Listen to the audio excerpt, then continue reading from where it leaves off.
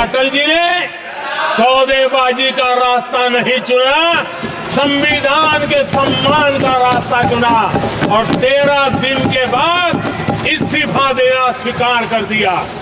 ये ऊंचाई है हमारी लोकतंत्र के। खरीद फरोख्त तब भी हो सकती थी, बाजार में माल तब भी बिकता था।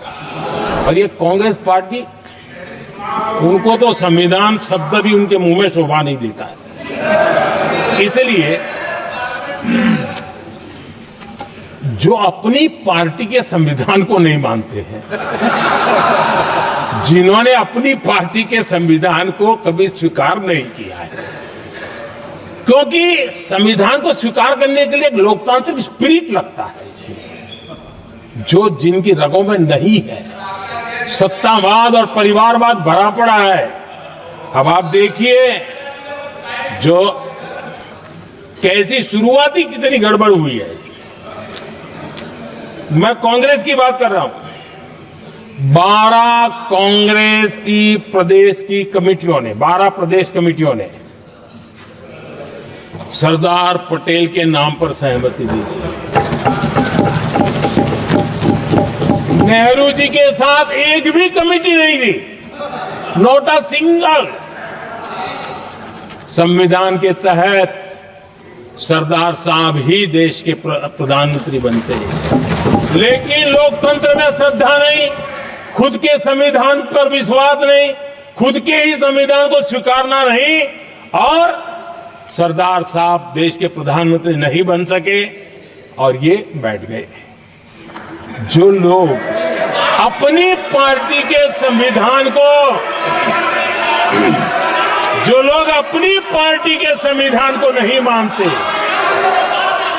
वो कैसे देश के संविधान को स्वीकार कर सकते हैं।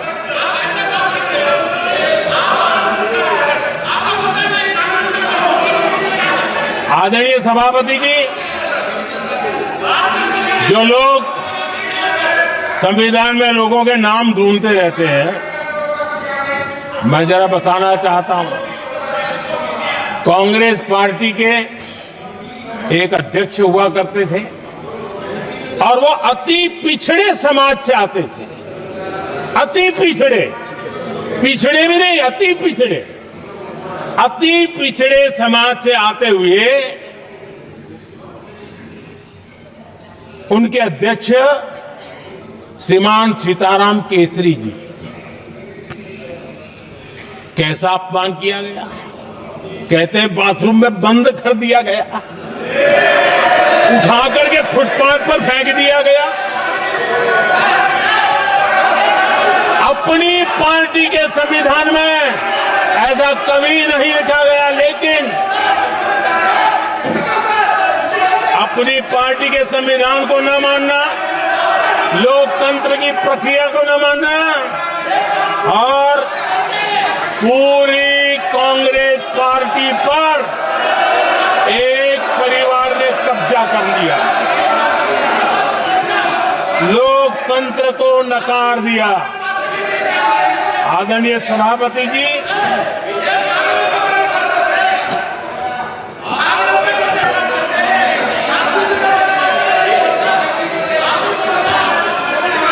तो आपके सदस्यों ने क्या क्या बोला था, ठीक नहीं है। आप जब सदन के नेता बोल रहे हैं तो सदन की मर्यादा को रखो, अच्छी परंपरा को बनाओ। संविधान के साथ खिलवाड़ करना, संविधान के स्पिरिट को तहस नहस करना, ये कांग्रेस की रगों में रहा है।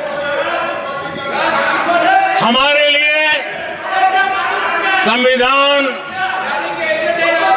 उसकी पवित्रता, उसकी शुचिता हमारे लिए सर्वोपरि है। और ये शब्दों में नहीं है, जब जब हमें कसौटी पर कसा गया है, हम तप करके निकले हुए लोग हैं। मैं उदाहरण देना चाहता हूं। 1996 में सबसे बड़े दल के रूप में भारतीय जनता पार्टी जीत करके आई। सबसे बड़ा दल था और राष्ट्रपति जी ने संविधान की भावना तहत सबसे बड़े दल को प्रधानमंत्री के शपथ के लिए बुलाया और 13 दिन सरकार चली। अगर हमें संविधान के स्पिरिट के प्रति हमारा भावना न होती तो हम भी ये बांटो, वो बांटो, ये दे दो, वो दे दो, इसको डिप्टी पीएम बना दो, इसको ढिकना बना दो, हम भी सत्ता सुख भोग सकते थे। लेकिन अटल जी ने सौदेबाजी का रास्ता नहीं चुना, संविधान के सम्मान का रास्ता चुना और 13 दिन के बाद इस्तीफा देना स्वीकार कर दिया। ये ऊंचाई है हमारी लोकतंत्र के। इतना ही नहीं, 1998 में एनडीए की सरकार थी, सरकार चल रही थी, लेकिन कुछ लोगों को हम नहीं तो कोई नहीं, ये जो एक परिवार का खेल चला है, अटल जी की सरकार को अस्थिर करने के लिए खेल चले गए। वोट हुआ, खरीद फरोख्त तब भी हो सकती थी, बाजार में माल तब भी बिकता था,